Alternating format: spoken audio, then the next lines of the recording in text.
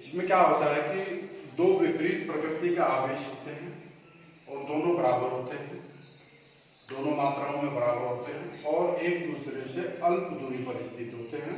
इस प्रकार के निकाय को हम क्या कहते हैं? वैद्युत द्विध्रुव कहते हैं। जैसे मान लीजिए ये आवेश है -q और ये +q, दोनों एक दूसरे से अल्प दूरी पर स्थित है। मान लीजिए दूरी कितनी है? 2l। तो इस निकाय को हम क्या कहते हैं? वैद्युत द्विध्रुव कहते हैं। इसकी डायरेक्शन माइनस से प्लस की ओर, दिशा क्या होगी इसकी? माइनस से प्लस की ओर। ये एक सदिश राशि है और किसी भी एक आवेश और उनके बीच की दूरी के गुणनफल को वैद्युत द्विध्रुव का आघूर्ण कहते हैं और इसको P के द्वारा प्रदर्शित करते हैं। P, इसकी दिशा ये होगी, तो P = Q × 2l। ये किसी भी वैद्युत द्विध्रुव का वैद्युत द्विध्रुव आघूर्ण कहलाता है, इलेक्ट्रिक डाइपोल मोमेंट। एग्जाम्पल के तौर पे जैसे HCl का अणु है, अनेक अणु, ये क्या कहलाते हैं? सब इलेक्ट्रिक डाइपोल कहलाते हैं। इसके एग्जाम्पल हैं H2 है, HBr, NH4, NH3, CH4। तो इस प्रकार से ये इसके वैद्युत द्विध्रुव के एग्जाम्पल हैं। केवल अणु ही वैद्युत द्विध्रुव होते हैं क्योंकि उनके एक सिरे पर धनावेश होता है, दूसरे सिरे पर ऋणावेश होता है। दोनों आवेश आपस में बराबर होते हैं परंतु विपरीत प्रकृति के होते हैं। कोई भी परमाणु वैद्युत द्विध्रुव नहीं होता क्योंकि उनके दोनों प्रकार के आवेश, धनावेश का भी और ऋणावेश का भी, दोनों संकेंद्रीय होते हैं, अर्थात दोनों का केंद्र एक ही होता है, इसलिए कोई भी परमाणु वैद्युत द्विध्रुव नहीं होता। अब इसके बाद किसी भी वैद्युत द्विध्रुव के कारण उत्पन्न वैद्युत क्षेत्र की तीव्रता की गणना करेंगे। दो स्थिति ऐसी हो सकती हैं, एक तो वैद्युत द्विध्रुव की अक्षीय स्थिति, अर्थात उसके अक्ष के अनुदिश कितना वैद्युत क्षेत्र होगा, एक उसके निरक्षीय स्थिति अर्थात उसकी ऊर्ध्वाधर या लंबवत। तो सबसे पहले अक्षीय स्थिति में हम वैद्युत क्षेत्र की गणना करेंगे।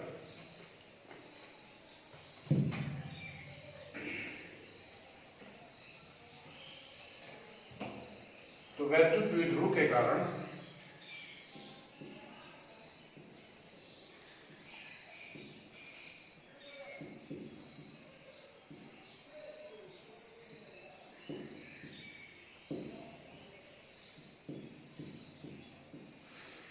अक्षीय स्थिति,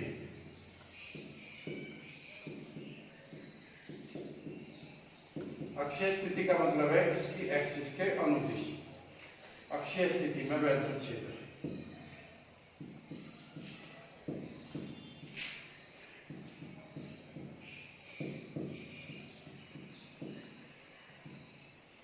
ये एक वैद्युत द्विध्रुव है,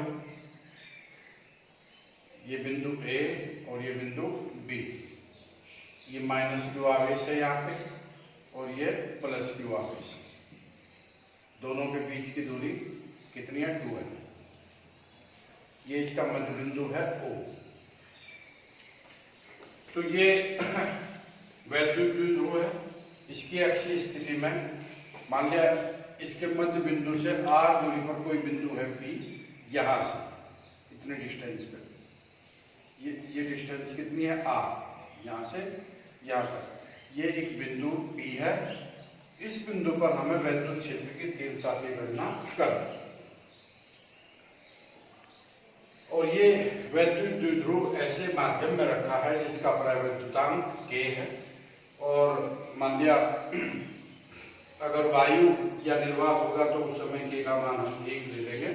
तो खैर वो तो कैलकुलेशन करने की बात है। तो हम इन दोनों आवेशों के कारण बिंदु P पर वैद्युत क्षेत्र की तीव्रता की गणना करेंगे। जैसे हम जानते हैं कि किसी भी बिंदु आवेश के कारण वैद्युत क्षेत्र किसी बिंदु पर कितना होता है? 1/4πε0K Q/r²। तो यहाँ पे जो डिस्टेंस है इसकी, पहले -q, ये प्लस, ये हमारा जो q आवेश है, +q आवेश के कारण वैद्युत क्षेत्र की तीव्रता। अब ये इसकी डिस्टेंस हम यहाँ देखेंगे कितनी डिस्टेंस है यहाँ पे, क्योंकि मध्य बिंदु से डिस्टेंस है r और ये कितनी है इसकी, ये आधी l, तो क्या होगा r माइनस l हो जाएगी। तो ये डिस्टेंस कितनी होगी यहाँ से यहाँ तक, r माइनस l, और माइनस q आवेश की डिस्टेंस कितनी हो जाएगी यहाँ से यहाँ तक, टोटल हो जाएगी, ये हो जाएगी r प्लस l। तो प्लस q आवेश के कारण वैद्युत क्षेत्र की तीव्रता मान लिया कितनी है, E1, ये इसकी दिशा हो जाएगी इस प्रकार से, ये हो गया E1। तो E1 is equal to 1/4 pi epsilon 0 के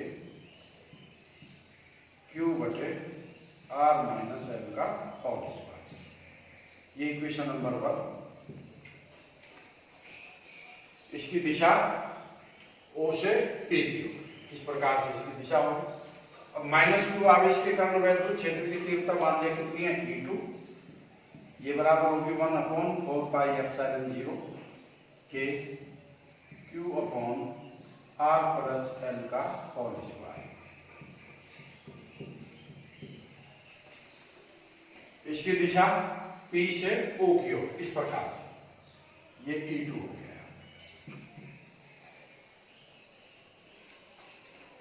तो तुम देख रहे हो कि E1 is greater than E2, क्योंकि ये यहाँ पे R माइनस L का होल स्क्वायर है, यहाँ पे R प्लस L का होल स्क्वायर है। तो प्लस q आवेश के कारण वैद्युत क्षेत्र की तीव्रता अधिक है, इसलिए परिणामी तीव्रता E बराबर कितना हो गया, E1 माइनस E2। ये परिणामी तीव्रता इस वैद्युत द्विध्रुव के कारण होगी, दोनों के मान हम रख देंगे। तो तुम देख रहे हो कि Q अपॉन 4 पाई एप्सिलॉन 0 के दोनों में कॉमन है, इनके मान रखने के बाद हम इनको घटा, इस प्रकार से कॉमन लेने के बाद Q अपॉन 4 पाई एप्सिलॉन 0 के, और यहाँ पे आ गया 1 अपॉन R माइनस L का whole square minus 1 upon R plus L का होल स्क्वायर। इस प्रकार से अब इसको हम सिंप्लीफाई कर देंगे। तो E is equal to Q upon 4 pi epsilon 0 के, यहाँ पे इसका एलसीएम ले लेंगे, R square minus L square का होल स्क्वायर आ जाएगा, क्योंकि दोनों की मल्टीप्लाई हो जाएगी, R square minus L square. तो यहाँ पे R माइनस L से इसको भाग देंगे, डिवाइड कर देंगे, R प्लस L का होल स्क्वायर आएगा, R प्लस L का होल स्क्वायर माइनस, इससे इसको डिवाइड करेंगे तो R माइनस L का होल स्क्वायर।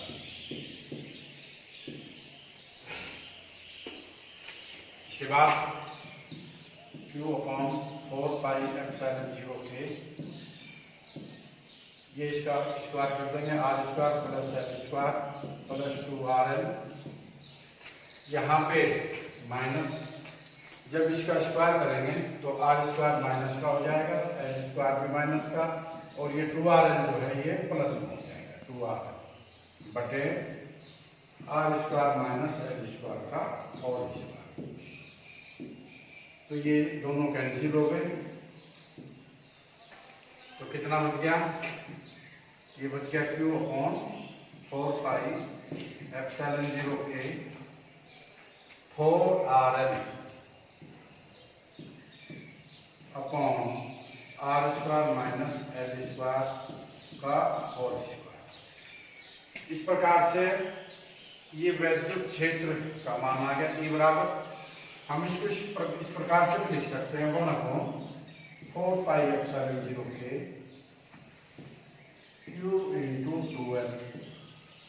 12 हमने यहाँ पे लिख दिया, कितना बच गया 2 इंटू R,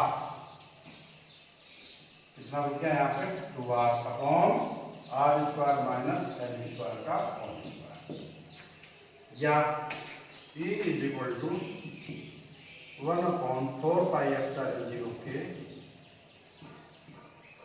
Q इंटू 12 की जगह ये क्या है, वैद्युत द्विध्रुव का आघूर्ण, इसकी जगह हमने P लिख दिया, 2P into R upon R square minus L square का होल स्क्वायर। तो इस प्रकार से ये इसके आघूर्ण का सूत्र है और वैद्युत क्षेत्र का सूत्र है वैद्युत ध्रुव के कारण इसी बिंदु P पर।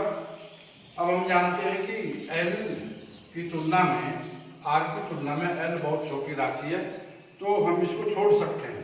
तो L is very less than R, तो हम इसको छोड़ देंगे। तो उस दशा में E is equal to 1/4 pi epsilon 0 K। तो यहाँ पे जब हम इसको छोड़ देंगे तो R की घात 4 हो जाएगा, R से ये कैंसिल हो जाएगा, R की घात 3 बचेगा। तो कितना हो गया 2P/R की घात 3।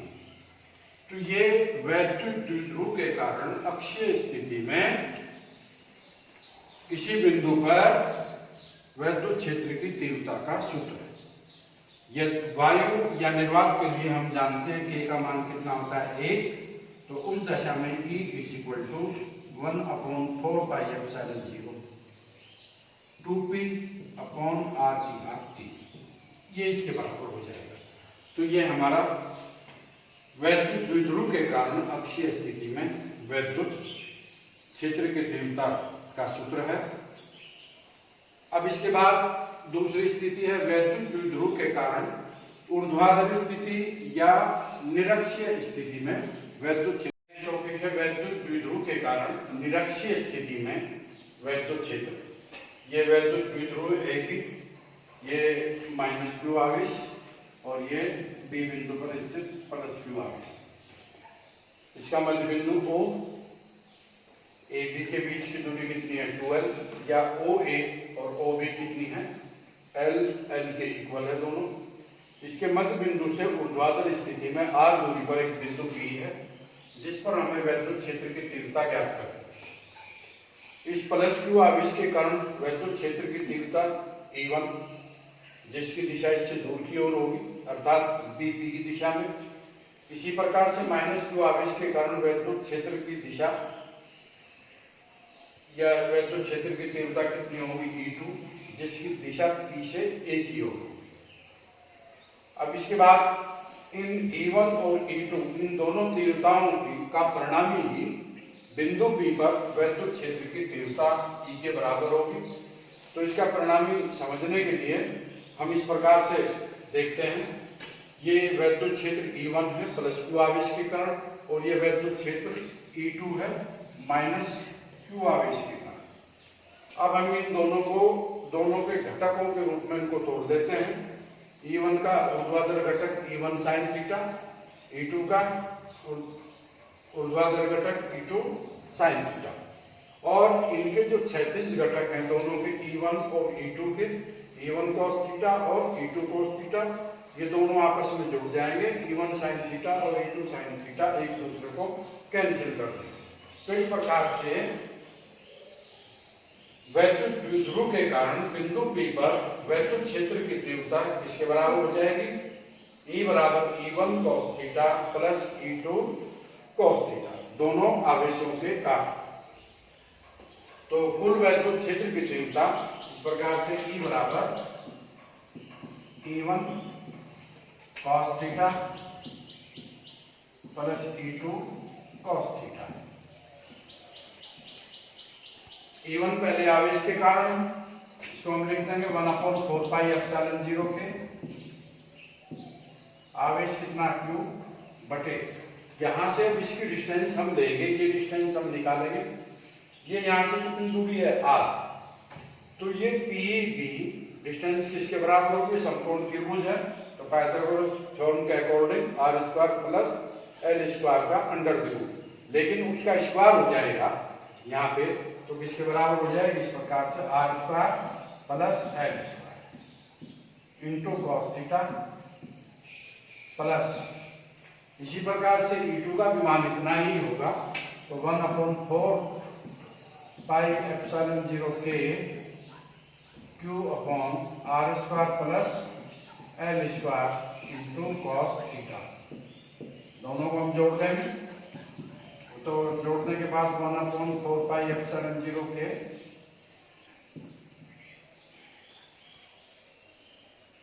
ये cos थीटा, दोनों एक ही राशि हैं इसलिए 2 की गुणा हो जाएगी।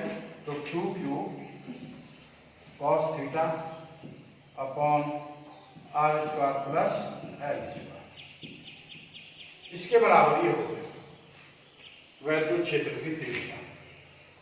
अब यहाँ पे चित्र में देख रहे हैं हम cos थीटा का मान हम निकाल देंगे। cos थीटा क्या होता है? आधार बटे कर्ण। तो cos थीटा का मान निकालो कोई से भी त्रिभुज से। तो cos theta is equal to OB बटे BB।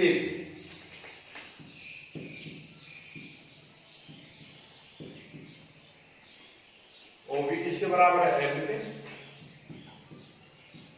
और ये किसके बराबर है? Under root r square plus l square. इसको अंडर रूट के रूप में लिख लो या घात 1 बटे 2 के रूप में। अब इसमें cos थीटा की वैल्यू रख देंगे यहाँ पे इस इक्वेशन में।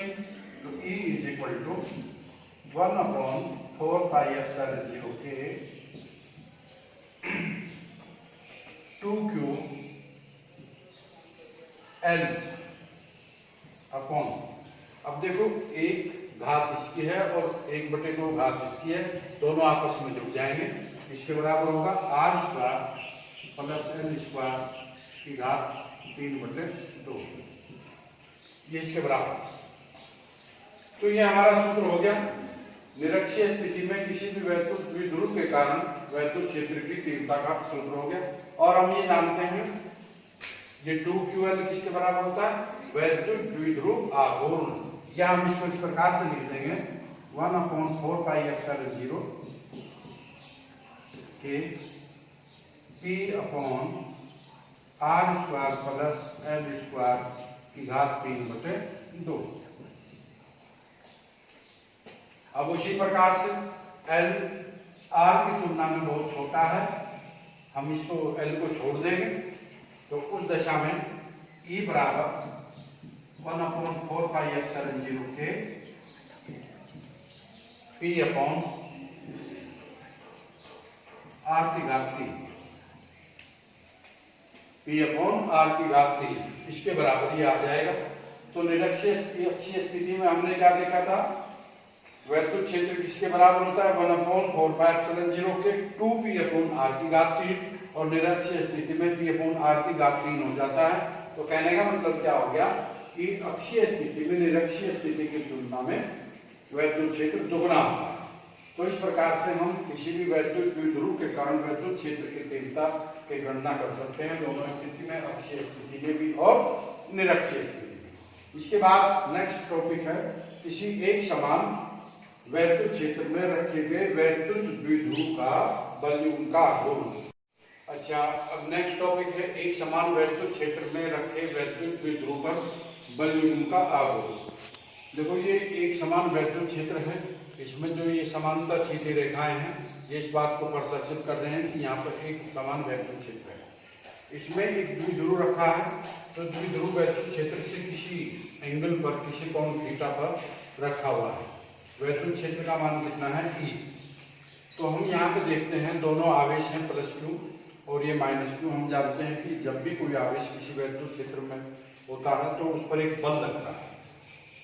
तो +q पर लगने वाला बल F जिसकी दिशा वैद्युत क्षेत्र की दिशा में होगा, और -q पर लगने वाला बल F वैद्युत क्षेत्र की विपरीत दिशा में बल लगता है। और दोनों बल मिलकर एक बलयुग्म का निर्माण करते हैं जो कि वैद्युत द्विध्रुव को घुमाने का प्रयत्न करते हैं और वैद्युत क्षेत्र की दिशा में लाने का प्रयत्न करते हैं, वैद्युत क्षेत्र की दिशा में लाने का प्रयत्न करते हैं। तो इस प्रकार से जो इस पर ये एक बल लगता है इसी को हम क्या कहते हैं? प्रत्यानयन बल कहते हैं।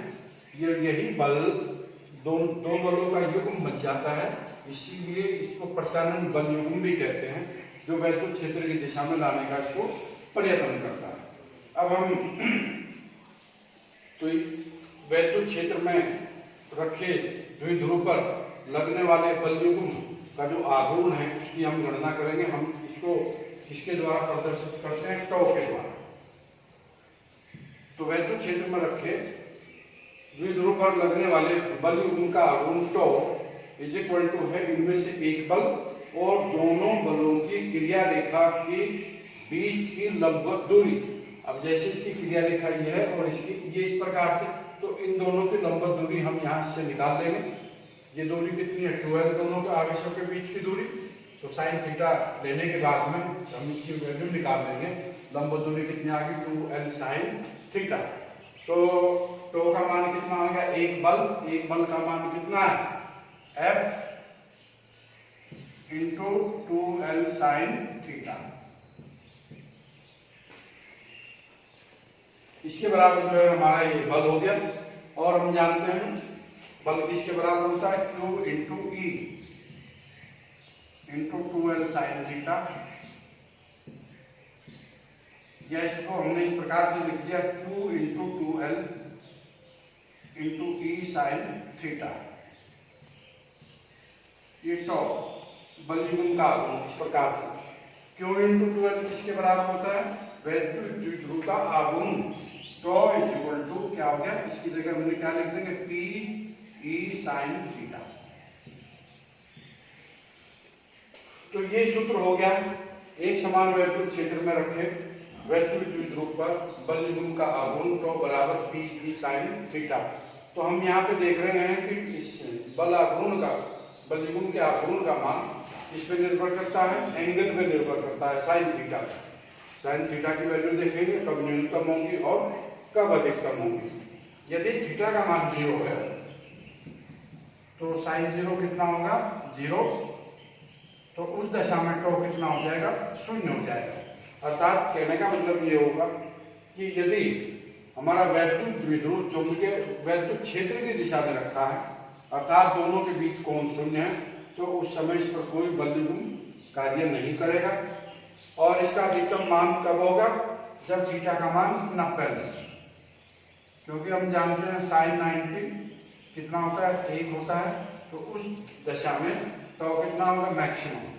तो टॉ मैक्सिमम होगा is equal to P into E के बराबर, क्योंकि साइन 90 का मान 1 हो जाता है। तो इस प्रकार से हम किसी एक समान वैद्युत क्षेत्र में रखे द्विध्रुव पर लगने वाले बलयुग्म का अधिकतम और न्यूनतम मान भी निकाल सकते हैं। और इस पर लगने वाले बलयुग्म के आघूर्ण का जो सूत्र है tau is equal to P E sine theta.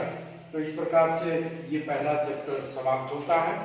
इसके बाद कल से हम जो है नेक्स्ट चैप्टर शुरू करेंगे। Thank you.